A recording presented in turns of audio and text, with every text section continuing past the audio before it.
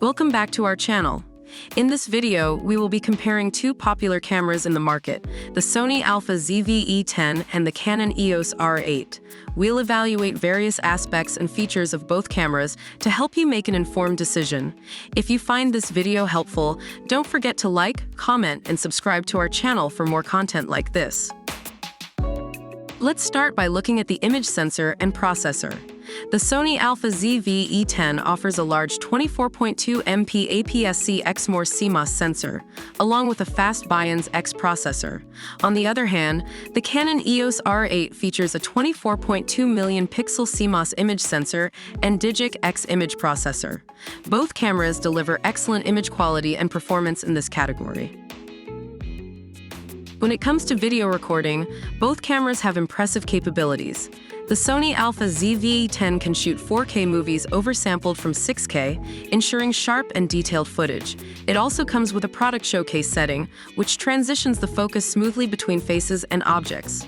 On the other hand, the Canon EOS R8 offers uncropped 4K recording at up to 60 FPS and Full HD high frame rate movie recording at up to 180 FPS. It also supports Canon Log 3 and HDR-PQ for enhanced dynamic range. If you're into live streaming, both cameras have convenient features.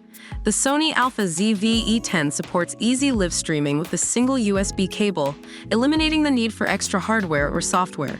Meanwhile, the Canon EOS R8 offers UVC/UAC compatibility, making it ideal for webcam and streaming purposes. Both cameras provide hassle-free live streaming options for content creators. Now, let's talk about the price. The Sony Alpha ZV-E10 is priced at $798, while the Canon EOS R8 comes in at $1,499. It's important to consider your budget and specific requirements while making a decision. Both cameras offer great value for their respective price points. And that's a wrap.